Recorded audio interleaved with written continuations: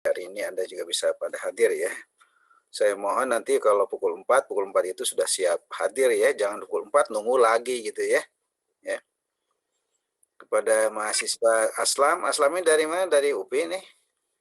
Iya Pak, dari UPI Pak. Ya, selamat Anda sudah mendapatkan mahasiswi Unisnu ya. Masya Allah, alhamdulillah Pak.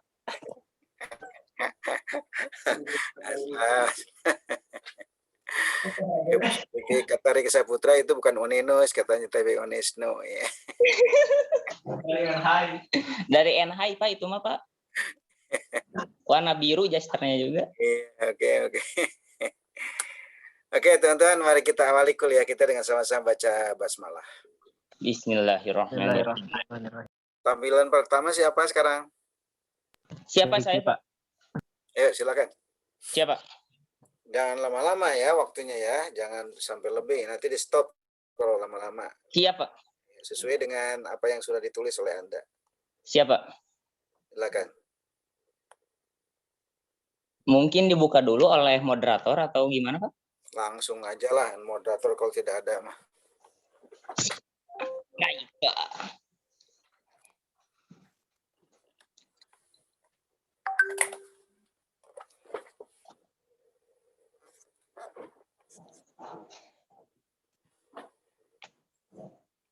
Ini kayaknya habis makan ini Riki ini ya. Sendoknya doang ya. Ya gendoknya nggak ada, sendoknya nggak ada kok, garpunya. Itu PPT-nya Pak. Iya. Baik, kita mulai. Assalamualaikum warahmatullahi wabarakatuh. Waalaikumsalam warahmatullahi wabarakatuh. Kepada anak-anak yang bisa on mic, on cam, silahkan on cam. Untuk ketua kelasnya, siswa Aslam, siapa saja yang tidak hadir? Yang tidak hadir, siapa ya? Ada ini Pak, ada Rizky tidak hadir. Katanya dia lagi sakit Pak. Siap. Sebelum memulai pembelajaran, alangkah baiknya kita menghadirkan niat ya, untuk menimba ilmu dan ilmu itu bermanfaat bagi kita. Marilah kita membuka pembelajaran kali ini dengan mengucapkan basmalah. Bismillahirrahmanirrahim. Baik, sebelumnya ada yang masih ingat terkait materi minggu kemarin? Terkait makanan halal dan haram? Ada yang masih ingat? Bapak. Coba untuk siswa Elia, coba jelaskan terkait makanan halal dan haram. Jadi makanan halal itu adalah makanan yang boleh dimakan oleh umat Islam, Pak. Kalau misalkan makanan haram itu tidak boleh dimakan oleh umat Islam karena sudah terdapat ayat yang melarang untuk memakan makanan haram. Itu di Al-Quran surat Al-Maidah ayat 3, Pak. Masya Allah. Good job ya jawabannya. Baik, untuk materi kali ini kita akan membahas terkait hidup sehat dengan makanan dan minuman yang halal serta bergizi. Izin PPT-nya.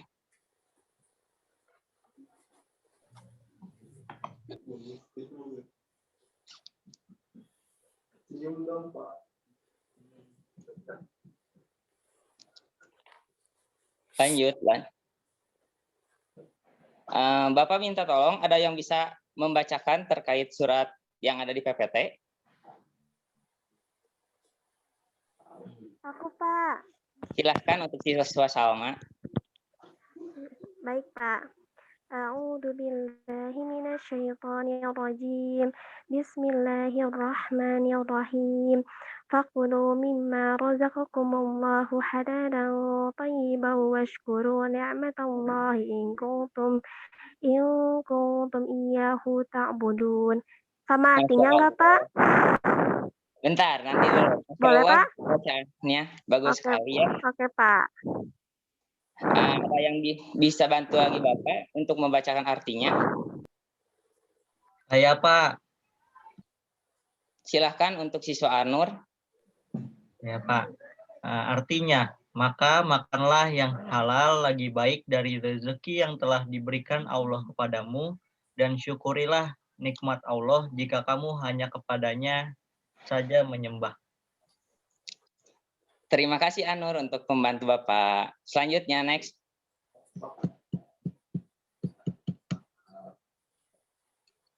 Operator, lanjut.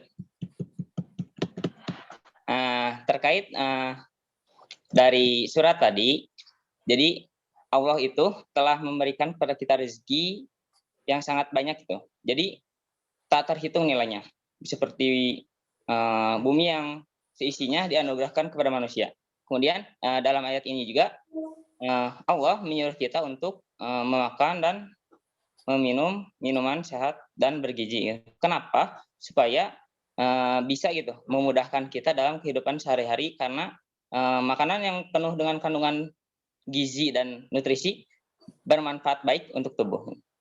Dan kemudian makanan halal ditinjau dari 3 hal. Jadi halajatnya yaitu makanan dan minuman yang bukan termasuk makanan yang dilarang oleh agama Islam. Kemudian jadi terus yang kedua ada proses mengolah makanan itu. Jadi prosesnya proses mengolah makanan tersebut diolah secara dengan sesuai syariat Islam.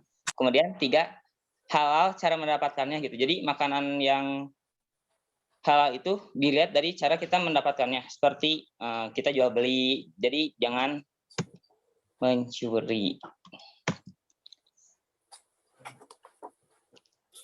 Kemudian ada jenis makanan dan minuman ya. Jadi makanan halal itu yang berasal dari jenis binatang, ada yang berasal dari tumbuh-tumbuhan, ada yang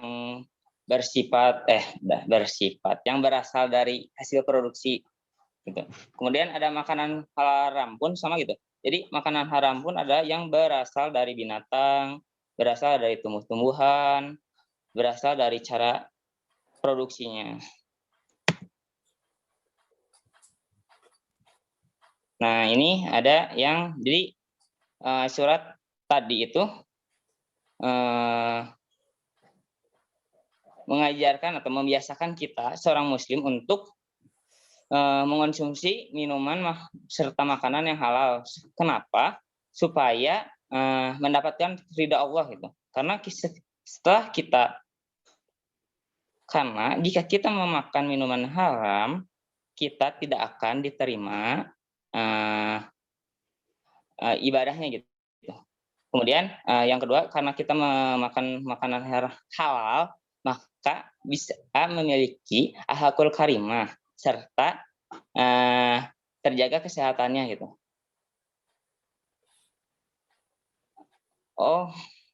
Kemudian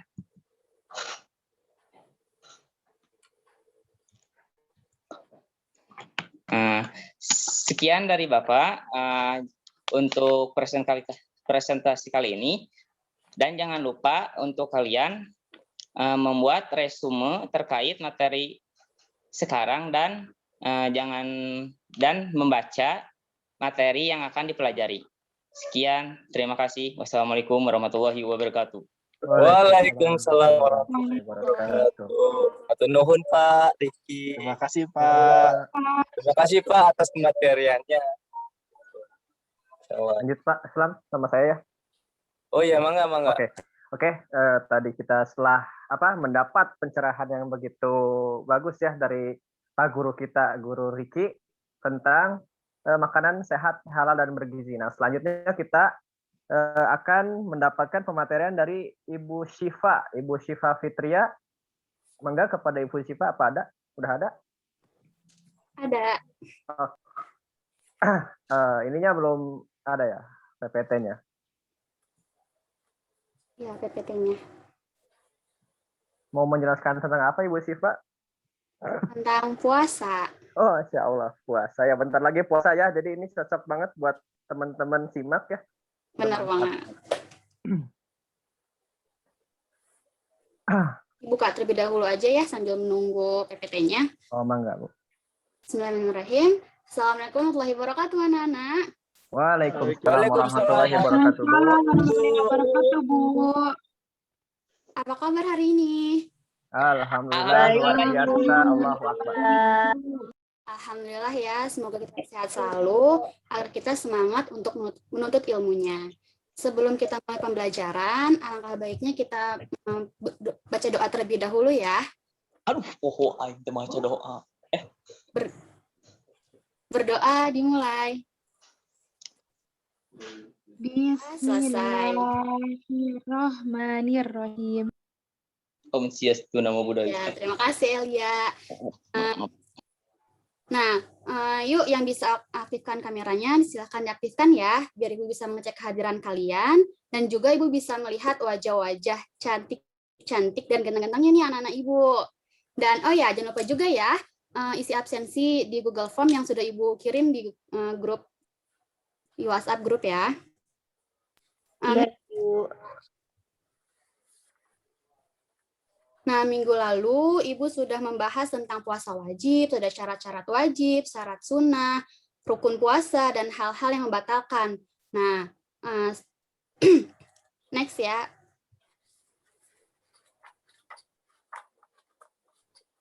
Nah, coba nih Ibu ingin bertanya, ada yang masih ingat tidak ya? Apa sih syarat wajib puasa itu? Ada yang ingat? Syarat wajib puasa, ayo. Lupa, Bu. Aku inget Ibu. Apa, Islam? Syarat wajib puasa itu harus beragama Islam, Ibu. Benar. Terus reply Harus sudah balik, Ibu. Benar, tepat sekali jawabannya, Masya Allah. Terima kasih ya, Nak. Nah, kemarin Ibu sudah membahas tentang puasa wajib. Nah, untuk materi hari ini, Ibu ingin membahas tentang puasa sunnah, terus ada macam-macam puasa sunnah, waktu yang diharamkan, dan hikmah dari berpuasa. Next. Kita sebagai umat Islam, umat Muslim, diperintahkan ya untuk melaksanakan puasa wajib. Kita juga dianjurkan untuk melaksanakan puasa sunnah. Cara mengerjakannya pun sama ya, seperti puasa Ramadan, yaitu dimulai dari terbitnya fajar sampai terbenamnya matahari gitu.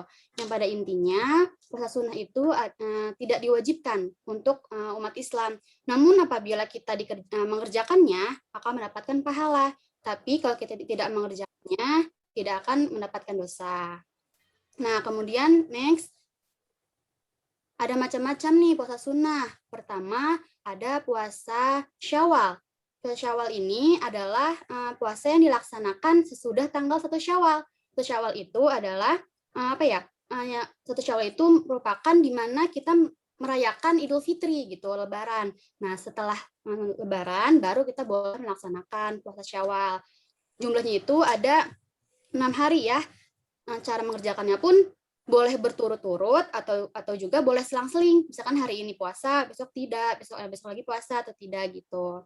Yang kedua, ada puasa Arafah.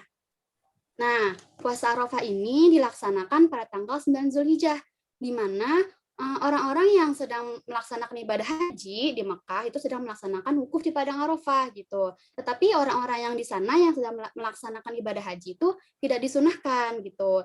Hanya kita yang tidak melaksanakan yang tidak melaksanakan ibadah haji baru boleh melaksanakan puasa Arafah seperti itu. Nah, yang ketiga ada puasa hari Senin dan Kamis. Nah, pasti anak-anak Ibu sudah sering dengar ya, dan juga pasti sudah sering melaksanakannya nih. Coba nih, Ibu tanya, siapa yang sudah sering melaksanakan puasa Senin Kamis? Ada tidak? Jarang, Bu. Ada, Bu.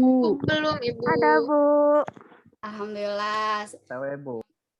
Yang yang sudah melaksanakan, semoga istiqomah, dan yang belum, yuk kita coba untuk melaksanakannya agar kita mendapatkan pahala dari Allah Subhanahu wa Ta'ala ya. Ya, Bu. Selanjutnya ada waktu yang diharamkan untuk berpuasa. Jadi tidak semua waktu, tidak semua tidak semua hari gitu ya, tidak dibolehkan gitu. Tapi ada juga waktu-waktu yang diharamkan untuk berpuasa. Pertama, ada hari raya Idul Fitri dan Idul Adha. Kenapa sih tidak boleh? Karena Idul Fitri itu merupakan hari kemenangan kita gitu, umat Islam, karena sudah melaksanakan ibadah suci Ramadan gitu. Nah, makanya hari Idul Fitri itu tidak boleh. Dan Idul Adha pun tidak boleh karena sama ya, merupakan hari kemenangan, dan kita tuh dianjurkan untuk menyembelih hewan kurban dan juga dianjurkan untuk memakannya, seperti itu. Yang kedua, ada hari tasyrik. Tasyrik juga tidak boleh karena itu jatuh pada tanggal 11, 12, 13 Zulhijjah. Itu 3 hari berturut-turut gitu ya setelah Idul Adha. Jadi Idul Adha dan 3 hari setelah 3 hari setelah Idul Adha pun tidak boleh, karena kita tuh disunahkan dan dianjurkan untuk menikmati makanan dan minum-minuman seperti itu. Tentunya yang minuman halal ya, yang yang sudah yang kita memotong itu loh, yang memotong hewan kurban itu gitu. Next. Nah, yang terakhir nih tentang hikmah berpuasa. Apapun yang kita kerjakan, apapun yang kita lakukan pasti memiliki hikmah. Nah, berpuasa pun ada hikmahnya gitu ya. Pertama, meningkatkan iman dan takwa, serta mendorong kita untuk mendorong kita untuk bersyukur kepada Allah atas nikmat apa yang telah Allah berikan. Nah, ini tuh merupakan tujuan utama dari berpuasa. Yang kedua, ada melatih kesabaran dan mengendalikan hawa nafsu kita gitu. Misalkan kayak mengendalikan menahan lapar, menahan haus, dan mengendalikan hawa nafsu kita. Yang terakhir ada menumbuhkan rasa solidaritas dan rasa empati kita terhadap sesama, terutama kepada fakir miskin, seperti itu, Nak. Nah, alhamdulillah nih materi hari ini telah selesai. Ada yang ingin bertanya? Nah, kalau tidak ada, Ibu punten, saya mau bertanya. oh, bertanya, silahkan. Gimana itu tuh?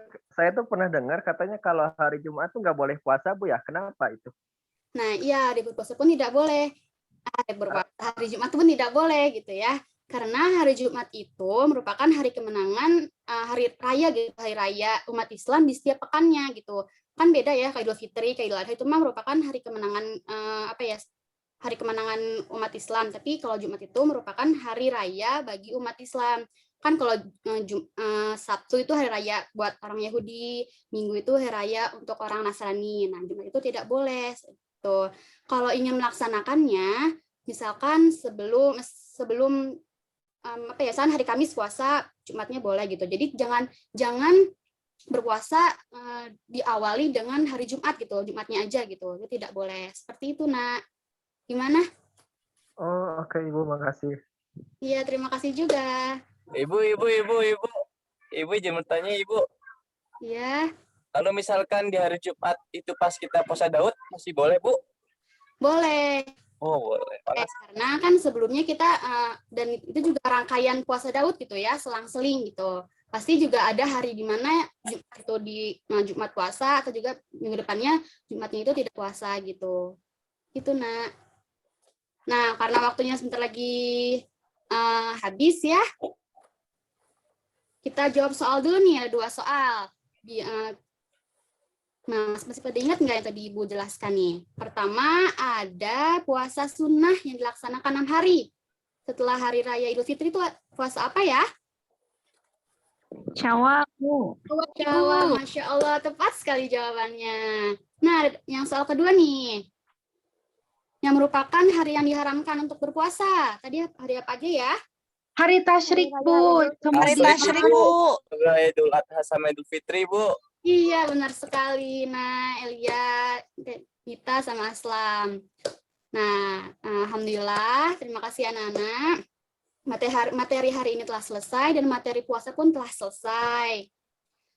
Untuk minggu depan, jangan lupa membaca materi selanjutnya dan jaga kesehatan agar kita bisa bertemu di minggu depan, dan jangan lupa juga nih kita berdoa agar kita dipertemukan di bulan yang suci. Sebentar lagi kita akan memasuki bulan Ramadan. Sebelum kita akhiri pertemuan hari ini, alangkah baiknya kita ucapkan hamdalah. Alhamdulillahirabbil Alhamdulillahirabbil alamin. Amin. Doa kafaratul majlis. Subhanakallahumma Subhanakallahumma wa bihamdika asyhadu an asyhadu la an la ilaha illa ilaha illa anta anta astaghfiruka wa atubu ilaik. Alhamdulillahirabbil alamin. Hadiahnya mana, Bu? Ya, Hadiahnya mana, Bu, Bu? ada Tadi kan udah tugas saya nggak, Bu? jawab. untuk tugasnya tidak ada. Oh, iya. Nah, baca-baca saja ya materi tentang minggu depan, itu materi sholat ya. Iya, Siap, Bu. Oke, terima kasih anak-anak. Wassalamualaikum warahmatullahi wabarakatuh. Waalaikumsalam. Waalaikumsalam warahmatullahi wabarakatuh. Terima kasih, Bu. Terima kasih Terima juga. kasih Ibu Terima Syifa. kasih, Bu. Ya, penutupan yang sangat baik ya dari Ibu Syifa. Kurang sedikit Ibu, jadi tinggal ditambahin salam bakti. Nah, gitu. Oh, iya. Ya oke. Oke, setelah ke Ibu Syifa, selanjutnya ada Ibu Dinda nih, yang akan menjelaskan tentang materi rendah hati kepada anak didiknya.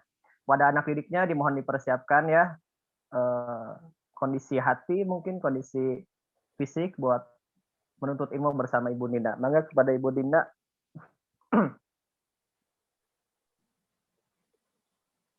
Baik, bismillahirrahmanirrahim. Kita mulai pelajaran hari ini. Assalamualaikum warahmatullahi wabarakatuh. Waalaikumsalam warahmatullahi Waalaikumsalam wabarakatuh. warahmatullahi wabarakatuh. Sebelum memulai pembelajaran, mari kita membacakan basmalah bersama-sama. Bismillahirrahmanirrahim. Bismillahirrahmanirrahim. Dinda. Rabbil alamin, kita bisa bertemu di kesempatan hari ini ya. Baik, sebelumnya mari kita berdoa bersama-sama. Berdoa mulai.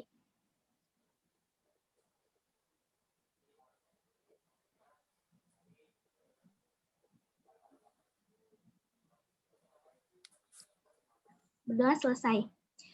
Baik, bagaimana kabarnya teman-teman? Anak-anak semuanya? Alhamdulillah baik, Bu. Alhamdulillah, Alhamdulillah, baik, Ibu. Bu. Baik. Alhamdulillah ya. Jangan lupa untuk mengisi presensi yang sudah Ibu kirimkan di Google Form. Siap. Ada di WhatsApp ya. Oke. Sebelumnya silahkan bisa on cam. Boleh on cam ya. Nah, Ibu mau nanya nih, sebelumnya kalian mempelajari tentang apa nih sebelum materi yang saat ini Ibu sampaikan? Ada yang tahu tidak? Tahu, Bu. Coba. Materi apa yang sebelumnya? Materi tentang puasa, Bu. Puasa Baik. sunnah. Ada penjelasan sedikitnya nggak? Silahkan coba. Jadi puasa sunnah itu ada bermacam-macam, Bu. Di antaranya puasa pada satu hari setelah Lebaran atau disebut puasa Syawal. Kemudian ada puasa Arafah, kemudian ada puasa Senin Kamis. Itu biasa dilaksanakan setiap hari Senin dan Kamis. Udah, Bu, gitu aja. Wah, Masya Allah, pintar sekali Elia. Terima kasih ya. Nah, sekarang kita akan mempelajari mengenai rendah hati. Coba sebelumnya, ada yang tahu tidak rendah hati itu apa? Tidak sombong, Ibu. Ya, bagaimana? Rendah hati itu tidak sombong, Ibu. Ya, tepat sekali Aslam. Terima kasih. Boleh di next selanjutnya? Nah, di sini ada ayat mengenai rendah hati ya. Coba anak-anak, ada yang mau membacakan tidak ayat dan artinya? Silahkan, ada yang membaca? Tadi Ricky bisik-bisik katanya mau baca, Ibu. Ya, silahkan membaca.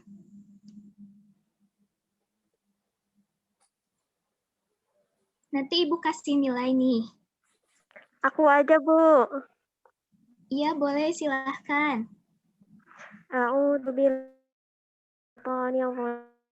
Bismillahirrahmanirrahim. Wa ibadur rahmanil ladzina yamshuna 'alal ardi hawnan wa idza khatabahum yiduna qalu salama. Dan hamba-hamba Tuhan yang Maha Penyayang itu ialah orang-orang yang berjalan di atas bumi dengan rendah hati, dan apabila jahil menyapa mereka, mereka mengucapkan kata-kata yang baik. Sudah, Ibu. Wah, Masya Allah, pembacaan cucinya sangat indah sekali ya. Baik, selanjutnya.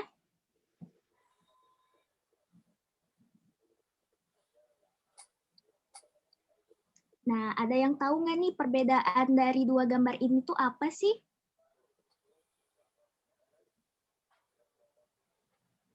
Ayo coba, ada yang tahu tidak? Aku tahu, Ibu.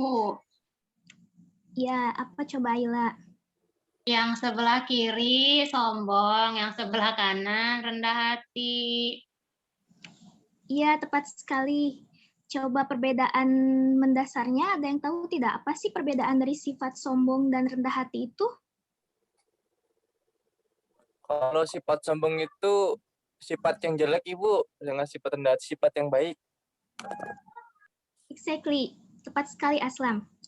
Nah, perbedaan dari sombong dan rendah hati itu, kalau sifat sombong itu adalah sifat merasa diri paling baik ya.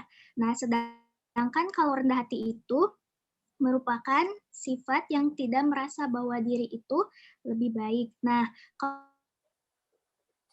sifat sombong ini merupakan sifat yang tidak disukai oleh Allah. Sedangkan kalau sifat rendah hati ini merupakan sifat yang sangat disukai oleh Allah. Allah menyukai orang-orang yang rendah hati dibandingkan orang-orang yang sombong. Next, silahkan. Nah, di sini ada pengertiannya nih, anak-anak. Ya, rendah hati juga disebut dengan tawadu. Sikap tawadu ini merupakan sikap diri yang memandang bahwa tidak merasa lebih baik dari orang lain. Merasa bahwa karunia yang ada pada dirinya itu semata-mata pemberian dari Allah, sehingga tidak untuk dibanggakan. Jadi, orang yang rendah hati itu, dia akan senantiasa merasa bahwa dirinya itu bukanlah apa-apa jika tidak ada karunia yang Allah berikan kepadanya gitu. Jadi dia itu tidak akan merasa bahwa dirinya itu lebih baik dari orang lain. Next.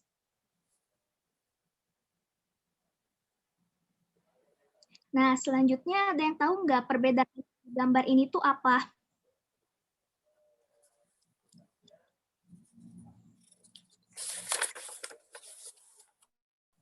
Aku, Bu.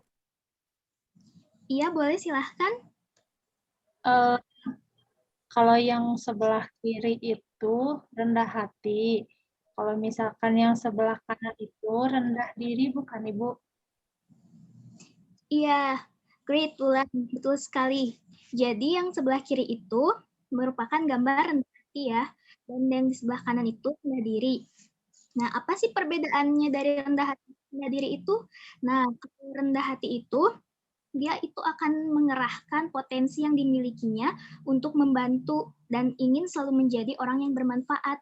Sedangkan rendah diri itu merupakan sikap bahwa merasa diri itu tidak berguna dan juga tidak ada niatan ingin membantu orang lain. Nah, bisa jadi rendah diri ini merupakan sifat yang akan membawa seorang itu kepada keputusasaan gitu. Jadi dia itu seperti kufur nikmat karena tidak mau mengerahkan potensinya di jalan Allah gitu. Jadi teman-teman, anak-anakku sekalian, silahkan ya kalian untuk selalu bisa membedakan gitu apa itu rendah hati dan rendah diri. Nah, yang harus dipilih itu adalah rendah hati ya, dan harus tetap semangat dalam pembelajaran hingga nanti mencapai cita-citanya ke depan. Next. Oh ya, sebelum ke contoh sikap tawadu atau rendah hati, silahkan ada yang mau bertanya dulu? Belum, Bu. Oh ya, jika belum ada yang mau bertanya, baik. Sekarang coba ada yang mau mencontohkan sikap tawadu atau rendah hati dalam kehidupan sehari-hari itu seperti apa?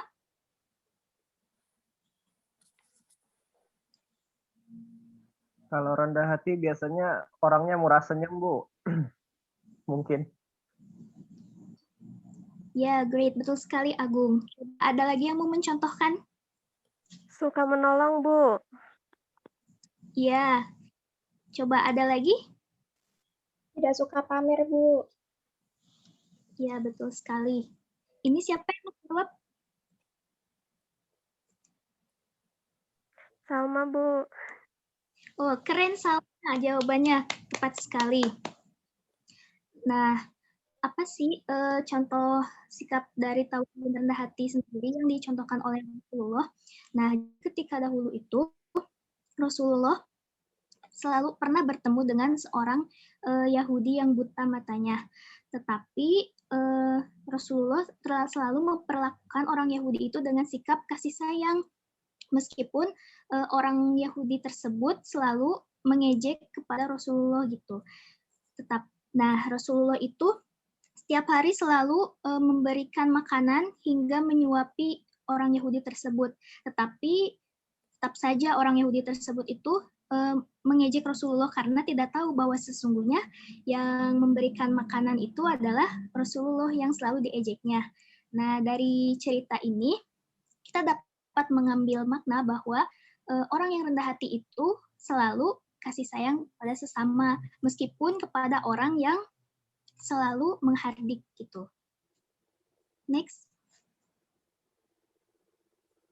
Nah, selanjutnya nih ada upaya membiasakan sikap rendah hati. Yang pertama, merenungkan bahwa setiap manusia itu memiliki kelebihan dan kekurangan. Yang kedua, manusia itu makhluk yang kecil di hadapan Allah. Coba lihat, perhatikan gambar di samping ini. Ada gambar bulan ya. Nah, coba manusia itu kan makhluk yang kecil, bandingkan dengan bulan. Bulan itu lebih besar dari manusia. Bertafakur ya bahwa manusia itu makhluk yang kecil. Jadi jangan sampai kita sebagai manusia itu memiliki sifat tinggi hati atau sombong karena masih ada makhluk yang Allah ciptakan dengan keistimewaan lainnya. Yang ketiga itu meneladani sikap dan perilaku Rasulullah ya. Dan yang keempat menanamkan sikap empati kepada sesama. Next. Nah, karena waktunya terbatas, jadi kemungkinan video ini Ibu tayangkan di minggu yang akan datang ya. Ya, Bu. Nah, kesimpulannya, untuk pelajaran kali ini, rendah hati itu sangat penting diterapkan dalam kehidupan karena dengan rendah hati, maka kehidupan itu akan damai dan kita itu akan dicintai oleh Allah. Oke, anak-anakku sekalian, jangan lupa ya, untuk pertemuan kali ini Ibu tugaskan untuk mengumpulkan resume dan membaca materi tentang hemat dan sederhana di pekan yang akan datang. Baik, sekian yang dapat Ibu sampaikan. Jangan lupa semangat untuk tetap belajar ya. Iya, Bu. Baik, Bu. Iya, Bu. Mari kita tutup pertemuan ini dengan membaca hamdalah bersama-sama. Alhamdulillahirrahmanirrahim. Membaca doa kifaratul majelis. Subhanakallahumma bihamdika. Allahumma bihamdika asyhadu an la ilaha illa anta astaghfiruka wa atubu ilaik. Wassalamualaikum warahmatullahi wabarakatuh. Waalaikumsalam warahmatullahi wabarakatuh. Terima kasih, Bu. Oke, teman-teman, 3 orang sudah tampil. Ada beberapa ini ya, koreksi dari awal sampai akhir ya. Jadi apa Anda tadi menulis satu, apakah Anda membaca dulu enggak RPP mininya gitu ya. Jadi sebelum mengajar, sebelum tampil baca dulu RPP mininya. Ingat di RPP mini itu ya ada apa? Satu ada tujuan ya. Rumusan tujuan sekali lagi diungkapkan melalui pendekatan bla bla bla bla, pendekatan konseptual misalnya ya. Nah, nanti pendekatan konseptual itu dijabarkan dalam bentuk langkah-langkah. Langkah-langkahnya ingat, kodenya berapa? Kodenya berapa? Atau gimana? Masih ingat? Kodenya 4, 5, 5. Ya. Atau mungkin nanti 4, 6, 5. Ya. Yang 4 itu apa? Jadi pendahuluan. Pendahuluan itu satu, menata situasi pembelajaran ya. Menetapkan fisik dan mentalnya melalui apa? Isinya dengan cara apa? Satu, fisiknya anak-anak bereskan dulu ya. Kemudian mungkin baca salam. Ketiganya mengajak menghadirkan niat dengan cara membaca basmalah dan doa, kan gitu ya. Kemudian ngecek kehadiran, ya. Boleh itu ditukerin, boleh ngecek kehadiran nanti mulai dengan membaca menghadirkan niat ya. Kemudian bagian kedua, persepsi. Ingat persepsi nggak muncul tadi, ya. Menghadirkan niat tadi ada baca basmalah, tapi persepsi tidak pada muncul. Ya. Kemudian yang ketiganya menyampaikan tujuan. Menyampaikan tujuan, ingat ya. Kata-katanya seperti gini. Nah, sekalian sebelum pembelajaran hari ini, setelah kalian belajar hari ini, tujuan pembelajarannya satu misalnya atau dua saja cukup ya. Dengan belajar makanan, mudah-mudahan kalian bisa membedakan makanan yang sehat dan makanan yang tidak sehat, atau makanan yang haram dan tidak, dan haram yang haram dan yang halal, atau yang halal dan haram. Seperti itu ya. Nah, sekalian ingat bahwa dalam kehidupan sehari-hari kita ini akan selalu makan. Jadi membahas tentang makanan itu sangat penting. Oleh karena itu mohon diperhatikan, itu kan motivasi. Jadi sudah 4 tuh, hanya beberapa, nggak nyampe 4 menit gitu ya. Hanya beberapa detik saja. Jadi kodenya 4 di situ. Ya, 4. 1 menata situasi pembelajaran, yang kedua persepsi, yang ketiga menyampaikan tujuan, yang keempat memotivasi ya. Hanya menata situasi pembelajaran, Anda mau dibagi berapa tuh poin-poinnya. Jadi nanti harus sudah di luar kepala itu ya. Di luar kepala maksudnya bukan tidak hafal, tapi hafal betul, sehingga nanti gerakannya tahu dari kesini seperti itu ya. Jadi bahasanya sudah diatur seperti itu. 4. Kemudian langkah berikutnya yaitu di bagian langkah inti ya. Bagian B sesungguhnya kan, bagian B itu langkah-langkah pembelajaran. Langkah-langkah pembelajaran bagian B-nya 1-2-nya yaitu menggambarkan langkah-langkah konseptual ya. Kalau langkah-langkah konseptual ada berapa? Ada berapa? Halo? Sipa, ada berapa?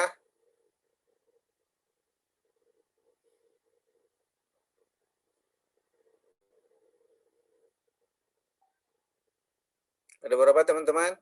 Ayo direspon.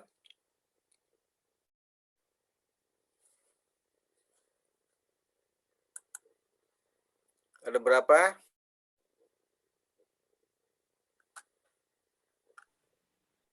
Lima. Apa yang pendekatan Bapak? Yang apa yang 5M? Iya, itu langkah, itu yang saintifik ya, pendekatan saintifik. Pendekatan saintifik 5, pendekatan konseptual juga 5 ya. Jadi Anda harus sudah hafal itu. Jadi ketika menetapkan tujuan di langkah pertama yaitu dengan menggunakan pendekatan konseptual dan media ini ya, sebutkan siswa bisa memahami tentang bla bla bla bla seperti itu. Nah, nanti yang pendekatan konseptual itu harus tergambarkan di dalam langkah-langkah gitu ya. Paham nggak? Paham nggak? Dengan menggunakan metode diskusi misalnya ya, dengan menggunakan metode diskusi setelah ini siswa mampu bla bla bla bla. Nanti yang digambarkan pendekatan atau metode diskusinya gitu dalam langkah-langkah itu. Dengan menggunakan metode Qur'ani kisah, dengan menggunakan pendekatan Qur'ani, dengan menggunakan pendekatan Qur'ani dan metode kisah, siswa mampu menceritakan kembali tentang bla bla bla bla bla. Nanti yang digambarkan langkah-langkah pendekatan Qur'ani kisah tadi gitu. Paham nggak? Halo? Insyaallah, Pak. Coba silakan, ada yang bertanya sampai di situ?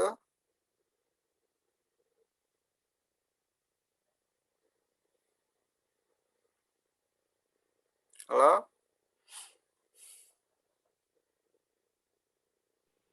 Iya, Bapak, belum, Pak. Belumnya yang mana?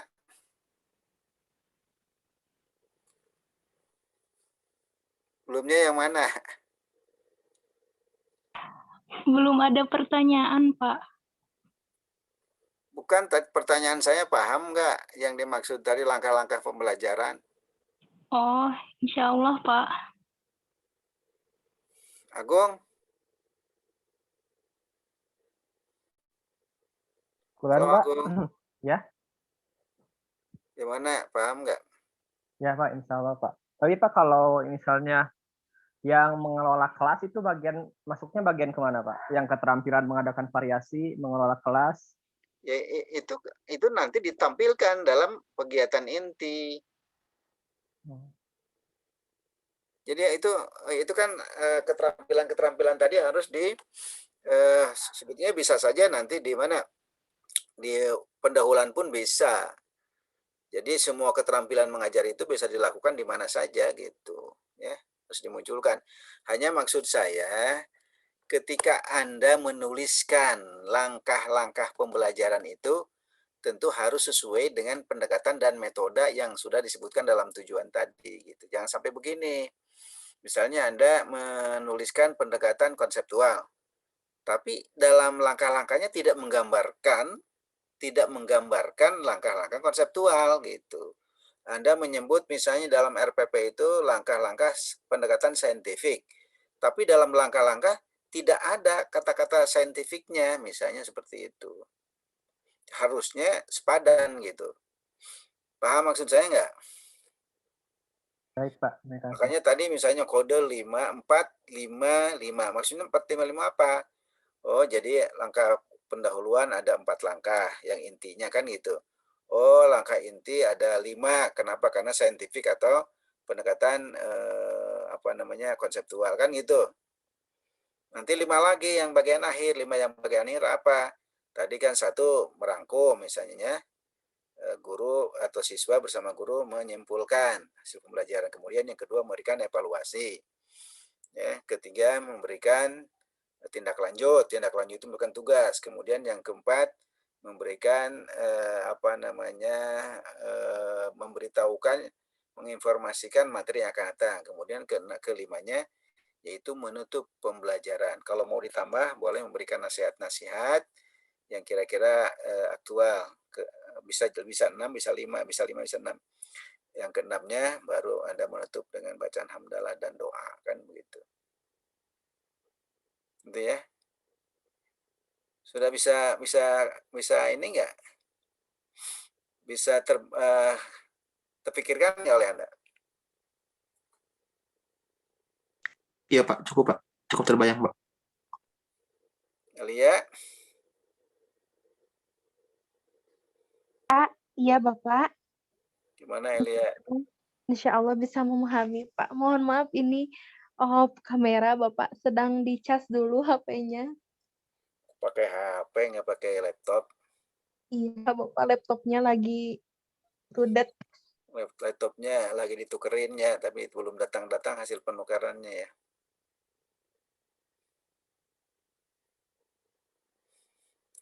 Anissa Pus,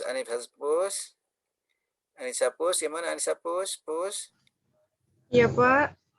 Gimana? Iya, insya Allah mengerti Bapak. Ini udah kebayang nggak? Sekali lagi penjelasan saya kebayang nggak? Prinsip 455 atau prinsip 456?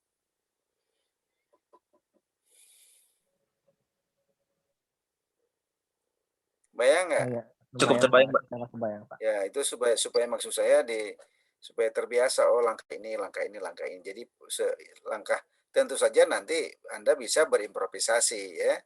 Berimprovisasi, hanya saja yang inti jangan sampai tidak ada gitu. Ya. Apalagi guru agama kan menghadirkan niat itu harus betul-betul serius. Sekalian ya, siapkan diri Anda sebelum belajar, silakan duduk yang betul. Alia, coba duduk yang betul. Rahman, kamu jangan ngelamun terus, lihat Rahman ya. Coba lihat sini semua. Oke, sudah siap? Nah sekalian, mari kita awali pembelajaran kita dengan menghadirkan niat agar aktivitas kita menjadi ibadah di hadapan Allah Subhanahu wa taala ya. Karena setiap yang kita lakukan sekecil apapun akan jadi ibadah. Untuk itu mari kita bersama-sama membaca basmalah dan dilanjutkan dengan doa ya. Nah, seperti itu. Jadi kata-katanya singkat, tidak usah bertele-tele gitu. Di pendahuluan jangan sekali-kali begitu masuk cerita, maaf ya, Pak Guru tadi agak telat datangnya karena Bapak Guru tadi habis dari bank ya, habis setoran itu kreditan motor ya, Bapak ada motor 2 kredit ya. Kredit dua-duanya, barudak pantes suara motornya kok beda sih yang punya si Bapak mah kredit cenah gitu ya. Bukan tidur. Jadi nggak usah cerita kesusahan, langsung fokus gitu. Gitu. Sehingga nanti waktu yang tersedia itu efektif gitu. Efektif menyampaikan didikan, menyampaikan pembelajaran dan didikan sekaligus pada anak-anak kita. Jadi harus beda nih, lulusan UP itu selalu menghadirkan niat. Boleh Anda baca nanti, ya Iqra bismi rabbikal ladzi khalaq kan? Ya, kita ini harus Iqra atas nama Rabbik kan? Iqra bismi rabbikal ladzi khalaq. Karena itulah pendekatan spiritual. Nah, dengan menggunakan pendekatan spiritual, gitu ya. Dengan menggunakan pendekatan spiritual, nah, setelah pembelajaran ini siswa mampu bla bla bla bla bla. Pak, izin bertanya Pak. Ya, silakan Aslam. Misalkan kalau dalam pas udah masuk kelas nih, ada inovasi baru, bukan inovasi sih, tambahan. Misalkan sebelum kita mulai belajar kita baca trikul atau yang lainnya, misalkan gitu Pak. Itu baca apa? Trikul. Ya itu. Nah, itu kan ya biar anaknya lebih Pak. Itu ya gimana? Bisa, itu maksudnya itulah termasuk di pendahuluan itu ya. Termasuk di pendahuluan, mungkin nanti setelah baca basmalah, baca Quran, boleh. Baca Quran, yaitu misalnya trikul ya. Sekalian kita hadirkan niat dengan baca basmalah, kemudian setelah itu lanjutkan dengan bacaan trikul bersama-sama ya, itu. Atau misalnya setelah baca basmalah, hadirkan niat kita dengan baca basmalah dan kita lanjutkan baca lafaz la ilaha illallah ya. Nah, itu bisa seperti itu untuk ngecek apa benar enggak baca syahadatnya. Cek sekali-kali, mungkin nanti tidak hanya trikul saja. Jangan setiap ketemu trikul, jangan. Mungkin nanti lafaz la ilaha illallah ya. Bacaan yang sering salah, bacaan syahadat itu sering salah itu. Saya ngecek di setiap kelas mahasiswa itu di UP salah terus, terutama syahadatainnya yang keduanya. Asyhadu an la ilaha illallah wa asyhadu anna. Nah itu yang anak salah itu. Betul kan? Wa asyhadu anna Muhammadar Rasulullah. Kan naknya nggak panjang di situ kan? Boleh nanti kalau praktek mengajar baru baca syahadat. Salah tuh yang keduanya itu. Sering salah karena ketika bacaan di SD, di SMP, guru agama tidak pernah membetulkan. Ya. Jadi kebawa gitu. Coba saya bertanya, kalau sholat itu wajibnya berdiri atau duduk?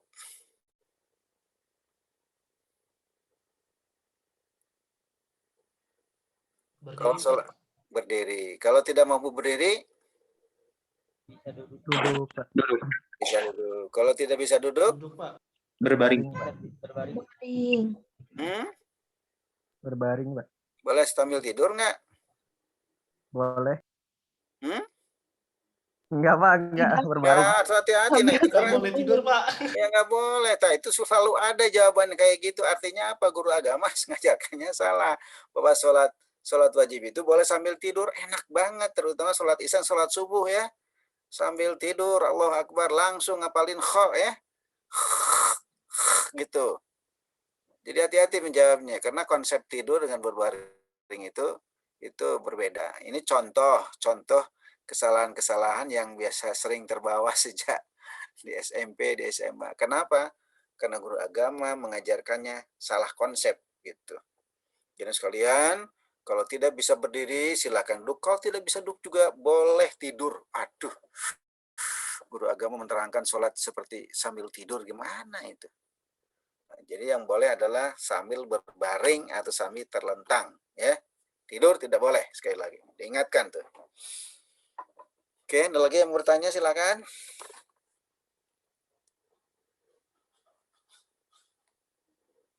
Pak, kalau penugasan PR masih ini kan Pak? Maksudnya masih ada, soalnya tadi pas dari masing-masing itu belum ada penugasan PR Pak. Ya ada. Jadi menugaskan PR itu bisa ya bisa apa namanya sekalian tugas untuk minggu depan ya. Silakan Anda bisa mengisi jawaban-jawaban, PR itu bisa suruh membaca dan sebagainya. Alternatif ya. Ya PR itu kan termasuk di dalamnya tindak lanjut sebetulnya. Tindak lanjut itu adalah PR, tindak lanjut itu tugas gitu. Atau sebelum merangkum itu sebenarnya tindak lanjut. Tadi kan bukan istilahnya bukan PR ya. Jadi satu menyimpulkan, kedua evaluasi, ketiga tindak lanjut, keempat menyampaikan materi yang akan datang, kelima baca hamdalah atau nutup dengan doa kan gitu. Paham? Islam? Oke, kita coba untuk di berikutnya siapa?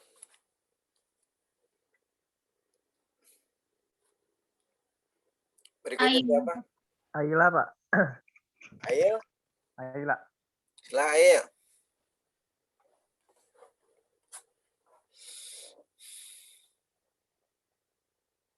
Silakan. Ya, bangga Aila.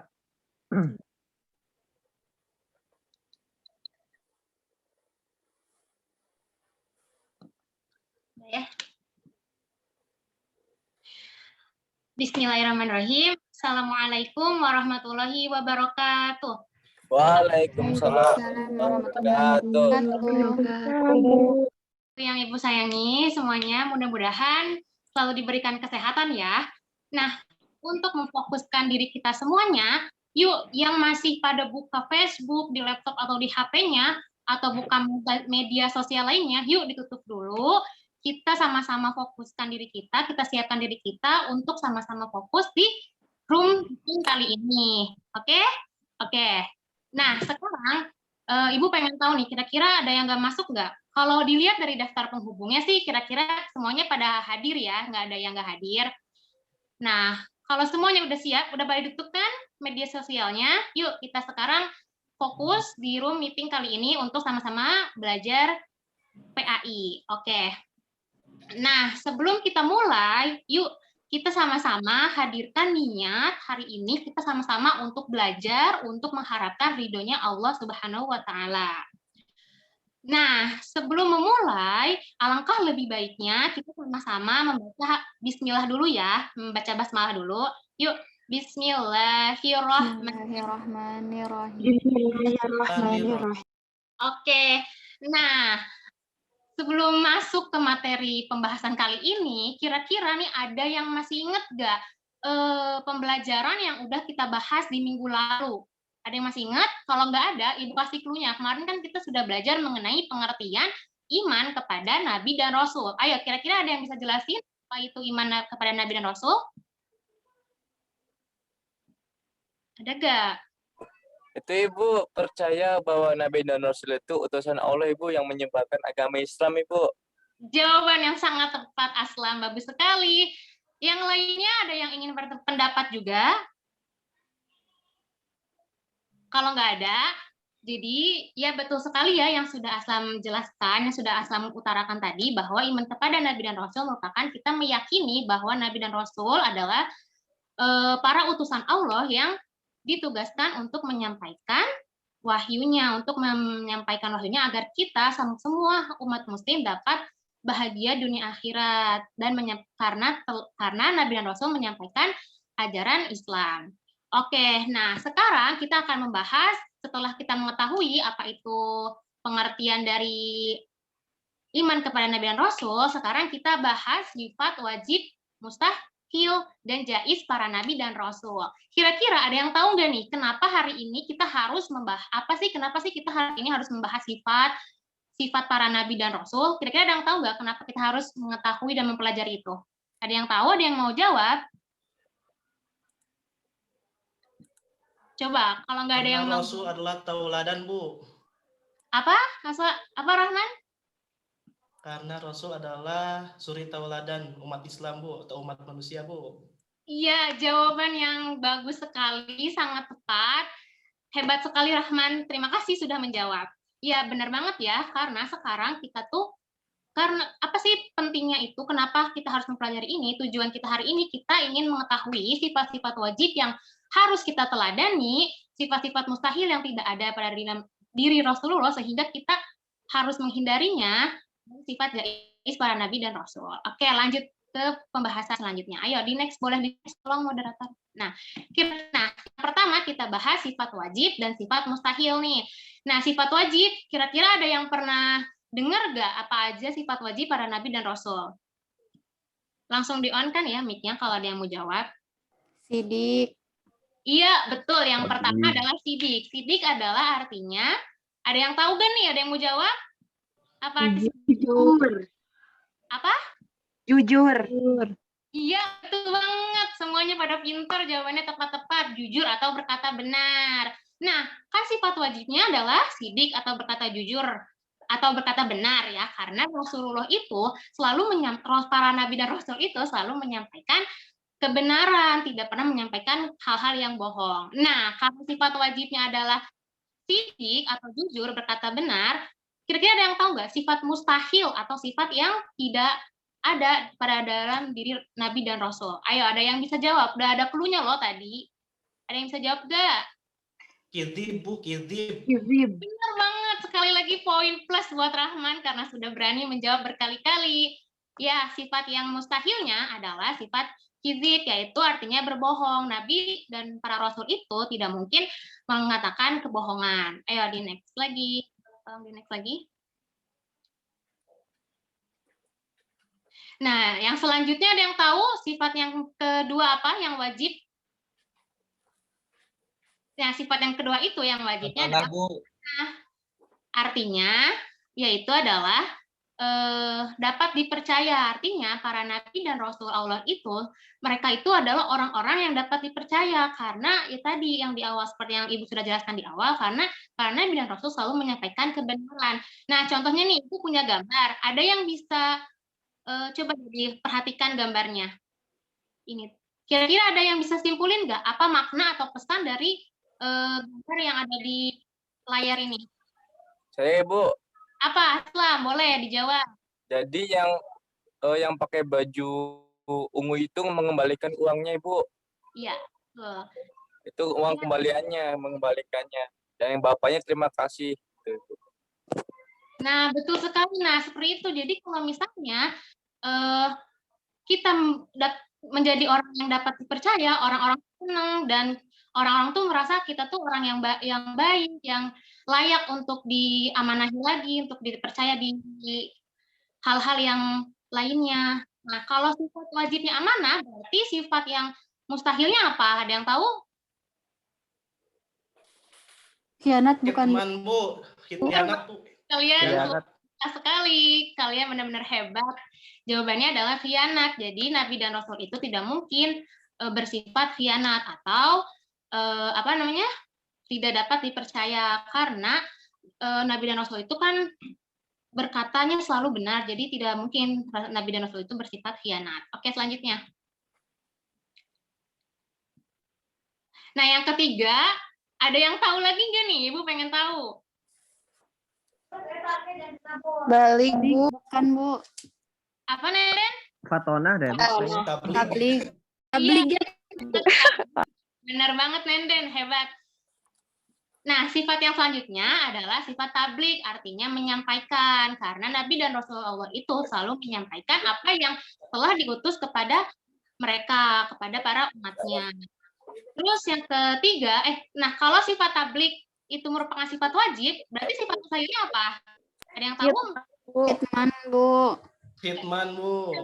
Ya, ternyata sepertinya pada rajin membaca nih.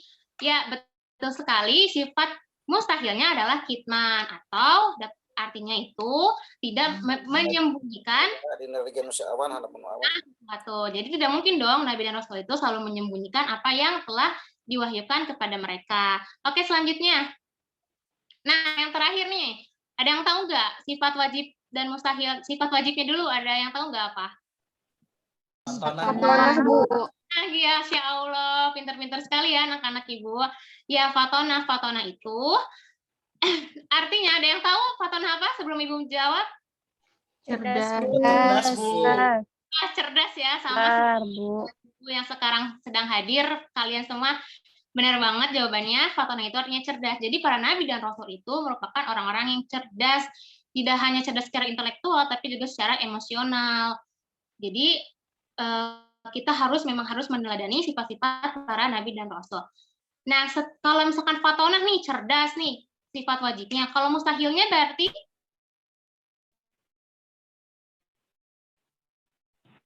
Al-balada, Bu. iya, kalian luar biasa.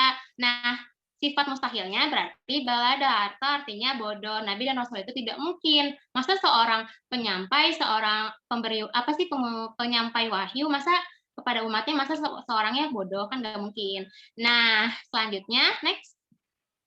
Ada sifat jaiz. Nah, tadi kan udah ya. Ya, next lagi aja. Nah, sifat jaiz. Nah, sifat jaiz itu artinya para nabi dan rasul juga sama seperti kita manusia. Jadi mereka melakukan aktivitas-aktivitas yang seperti biasa kita lakukan. Nah, oke. Nah, setelah kita bahas mengenai sifat-sifat sifat-sifat wajib, mustahil, dan jaiz para nabi dan rasul, kira-kira ada nggak nih yang mau menyimpulkan materi yang sudah kita sampaikan hari ini? Ada yang mau? Ada yang mau menyimpulkan? Aku. Silakan Elia. Iya, Bu. Jadi materi yang Ibu sampaikan itu adalah tentang sifat wajib dan sifat mustahil bagi Rasul.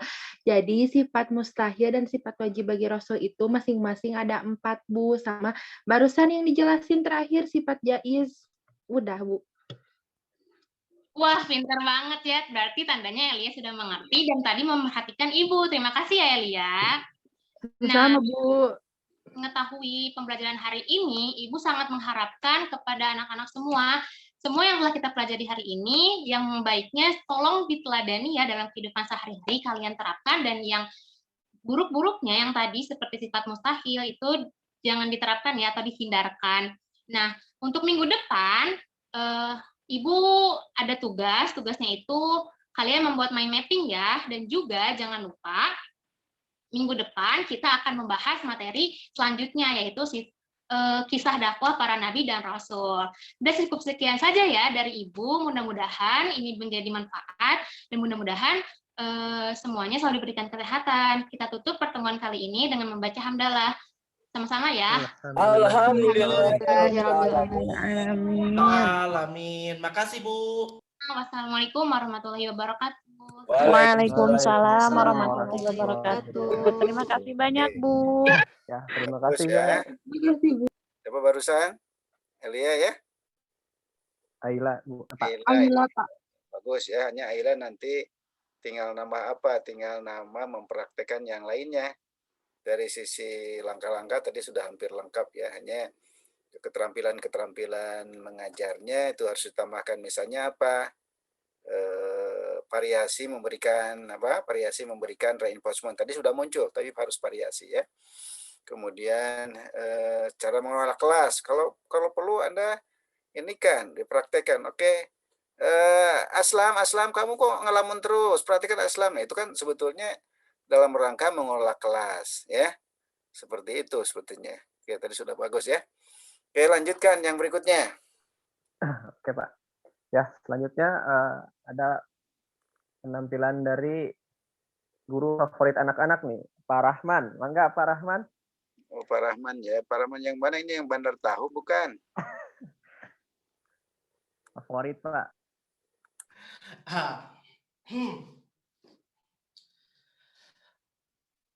Oke. Assalamualaikum warahmatullahi wabarakatuh. Waalaikumsalam warahmatullahi wabarakatuh. Nah, selamat sore anak-anak. Nah, gimana kabarnya hari ini? Alhamdulillah. Allahu Akbar. Bukan itu mah mungkin guru yang lain ya. Ingat, Bapak kan bilang minggu pertemuan lalu kalau Bapak nanya kabar, jawabnya itu alhamdulillah, imanku, takwaku, good. Nah, gitu. Bisa dicoba? Bisa? Bisa Bisa, dong. Bapak, Iya, bisa, Pak. bisa. Pak. Gaskan, Yuk, Pak. yang semangat ya, yang semangat ya. Iya, Pak. Apa kabarnya anak-anakku semua? Alhamdulillah. Good. Oh, good. Oke. Mantap pisan, Masya Allah, pada semangat ya. Nah, gitu, bagus. Ayo, Aslam. Yuk, duduknya yang benar, Aslam. Tuh, lihat Ricky duduknya tegak tuh. Nanti Bapak doain deh, Ricky tuh duduknya tegak bakal jadi menwa kalau jadi mahasiswa deh. Insya Allah, siap, Pak. Nah, gitu, bagus. Sip, ya. Oke, udah tegak semuanya. Nah, Bapak minta ya, untuk 10 detik ini semuanya pada on cam ya, atau menghidupkan kameranya sambil tersenyum. Oke, coba ya. 1, 2, 3. Oh, yuk on cam semuanya. 1, 2, ya. Senyum, Aslam. Iya, bagus. Senyum. Asep buruk sinyalnya, nggak apa-apa. 9, 10. Oke, terima kasih semuanya. Bapak sudah absen juga ya. Tadi kayaknya semuanya udah pada hadir ya. Alhamdulillah semuanya telah Allah telah memberikan kesehatan kepada kita sampai-sampai kita semua bisa belajar di sini full tim ya gitu. Alhamdulillah, luar biasa. Nah, sebelum kita memulai pembelajaran kali ini, mari kita sama-sama hadirkan niat kita untuk belajar kali ini agar apa yang akan kita pelajari hari ini dapat bermanfaat untuk kita di hari-hari esok, di hari yang akan datang, dan juga hari ini juga tentunya. Seperti itu. Bismillahirrahmanirrahim. Dan baca dan juga siapkan ya nanti fisik kita, tubuh kita untuk fokus gitu ya. Oke, mari kita mulai. Nah, sebelum kita ke sini ke materi yang akan kita bahas, Bapak pengen tanya nih, apakah ada yang masih ingat pelajaran yang sebelumnya di minggu lalu membahas apa? Bapak kasih clue nih. Tentang sholat wajib, Pak. Apa? Tentang sholat wajib. Aslam, wah mantap, Aslam tahu banget nih. Coba gimana Aslam tentang sholat wajib itu? Gimana Aslam? Jadi ya sholat wajib itu sholat yang harus dilaksanakan oleh umat muslim, Pak. Ada 5 itu Pak, 5 waktu, Pak. Itu, Pak. Apa aja? Ada lagunya, Pak. 5 waktu itu kapan aja? Ada subuh, zuhur, asar, maghrib, isya, Pak. Ya, coba sebutin aja. Ada apa aja? Ayo, Elia atau Aslam, coba sebutin. Ada lagunya, Pak. Mantap, pisan. Berapa jumlah rakaat dalam sehari? Sholat fardu berjamaah, pahala berlipat ganda. Bagus.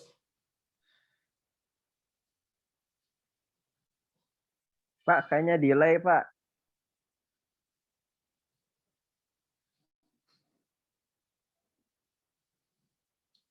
Wih, bagus. Oke, ya, karena waktu juga, yuk mari kita langsung gitu ya. Pada bagus semua gitu ya jawaban dulu. Mari kita langsung ke pertemuan selanjutnya. Nah, pertemuan kali ini kita akan membahas tentang mengamalkan sholat sunnah. Yuk, mari kita coba lanjutkan slide-nya anak muridku. Siapa itu? Hilma. Coba lanjutkan. Next slide. Biar anak-anak yang lain.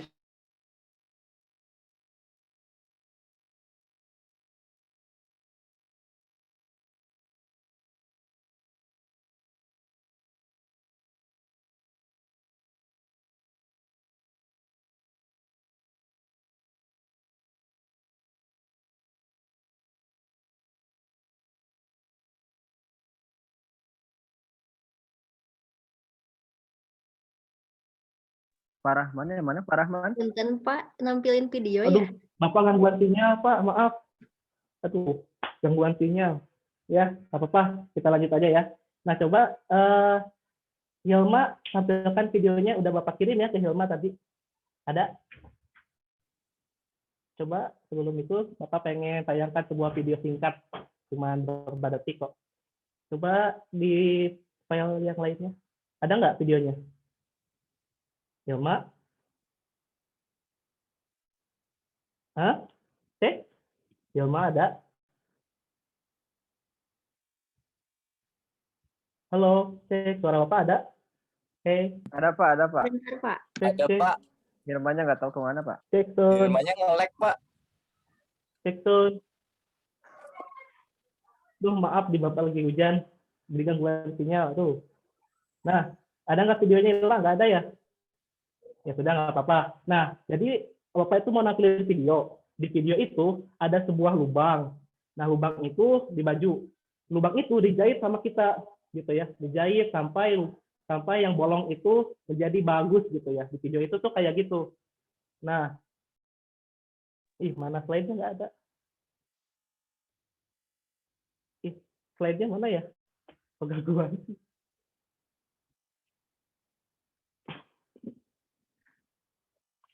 Tadi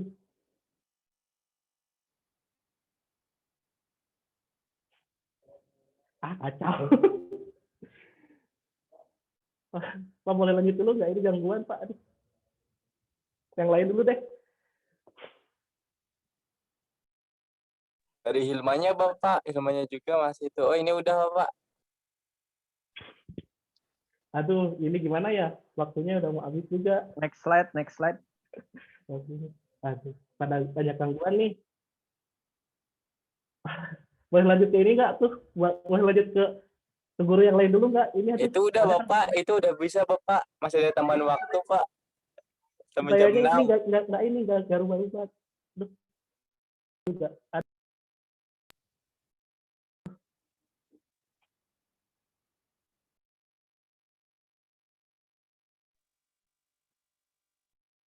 Gimana Bapak? Pak Rahman masih ada, Pak Rahman?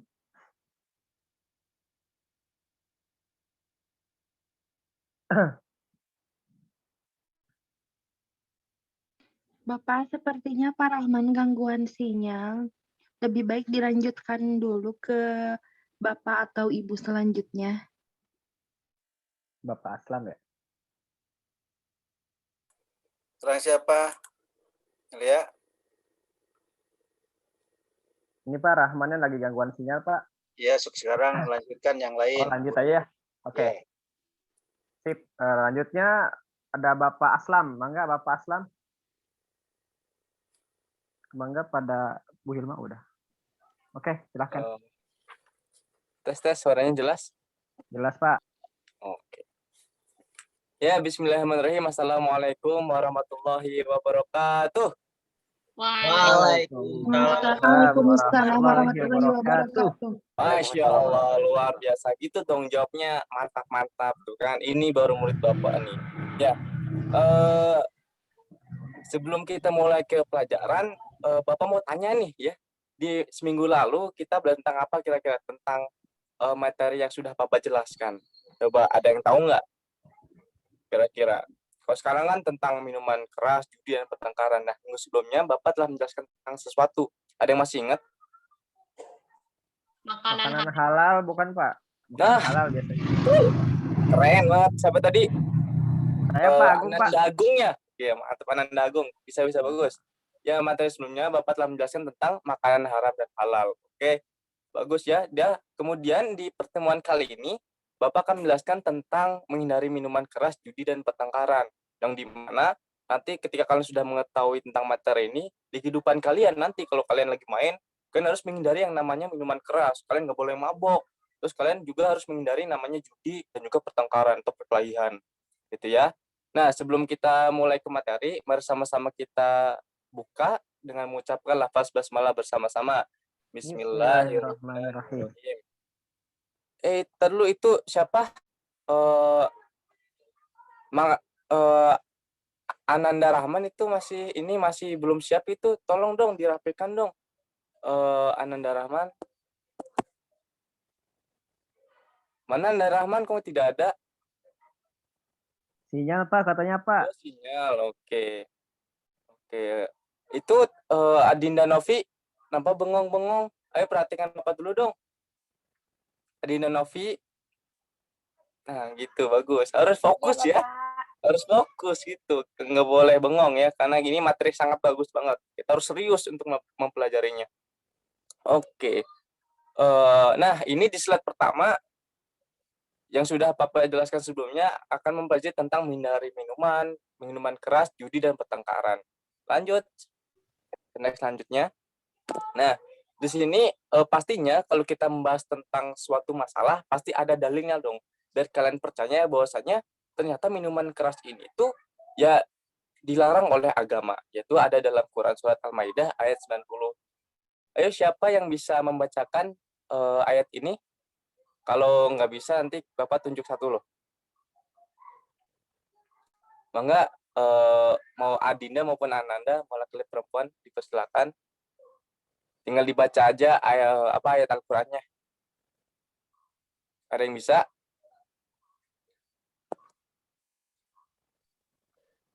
Oh, mungkin lagi pada bengong ya. Yaudah ditunjuk aja ya. Teh Ayla.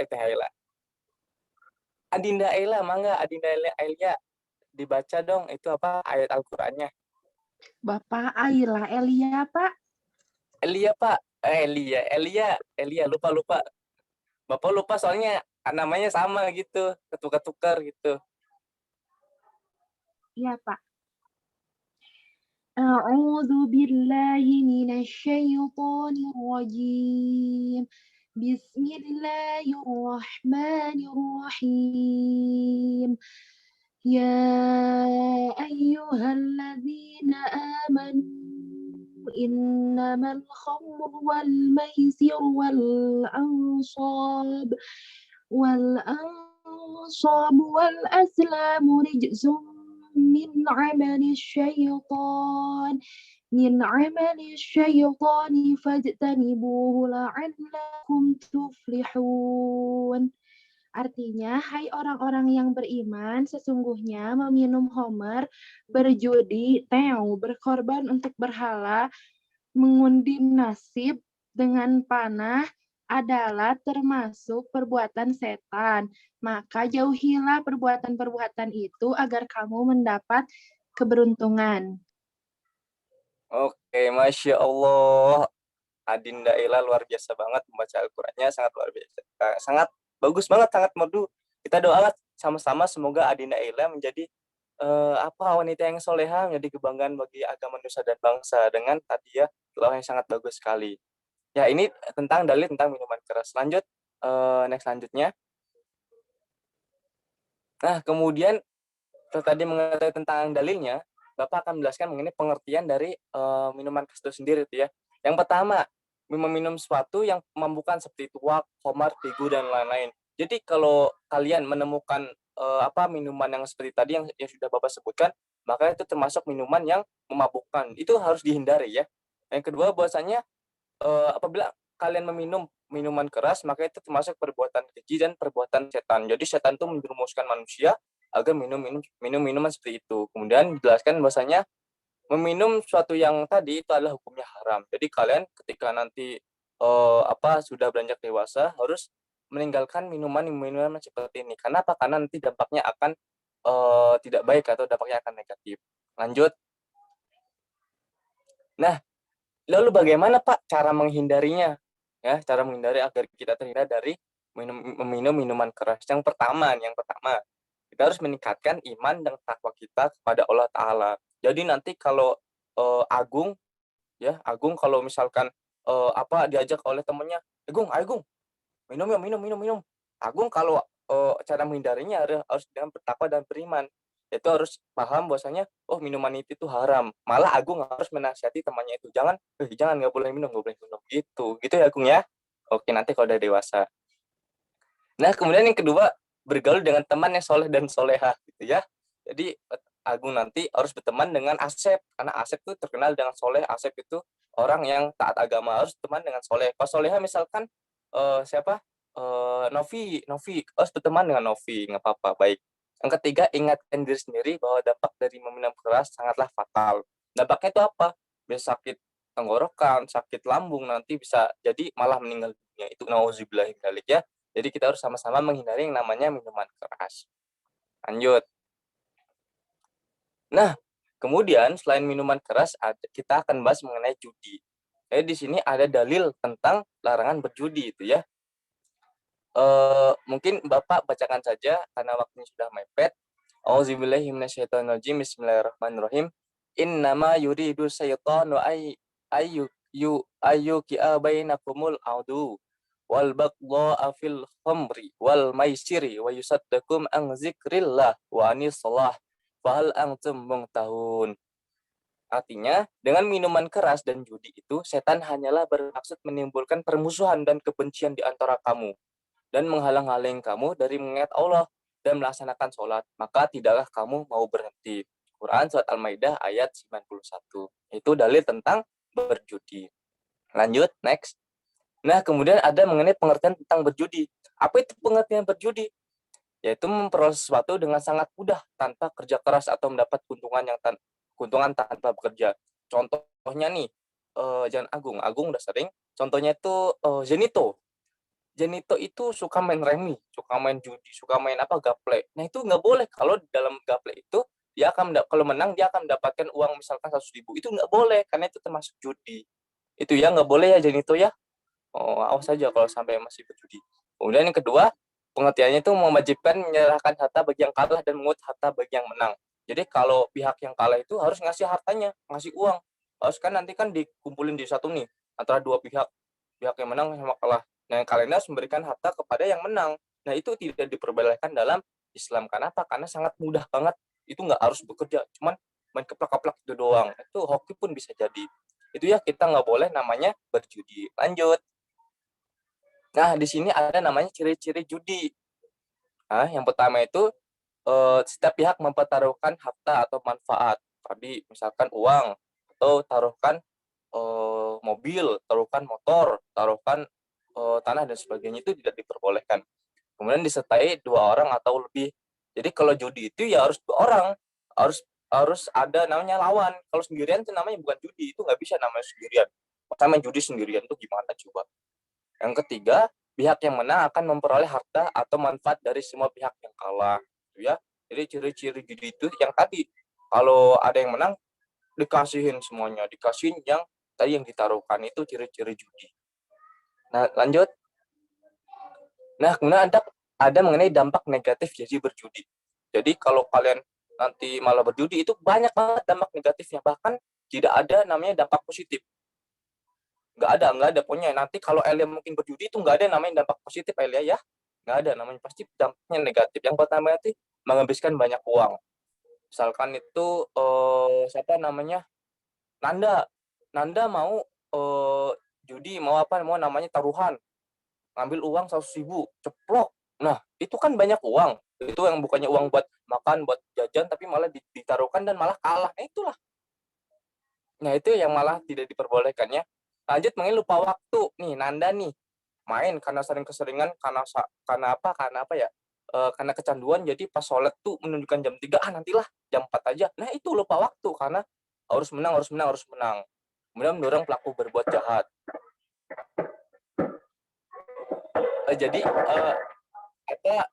Jadi Bapak ini tinggal di dekat masjid, jadi emang suaranya kayak gini ya. Jadi mohon maaf kalau suaranya nggak terdengar. Ya, mungkin itu yang udah Bapak sampaikan.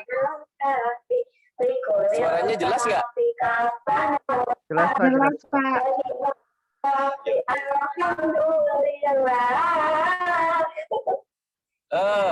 Ya. Jadi kesimpulannya, mari sama-sama kita jauhkan diri dari namanya berbuat yang tadi berjudi, bertengkar, dan juga meminum minuman keras, ya. Ya, nantinya kita akan jauhkan diri dari hal yang tersebut. Oh ya, jangan lupa nanti ketika pertemuan selanjutnya kita akan bahas mengenai yang namanya apa namanya itu tadi. Terima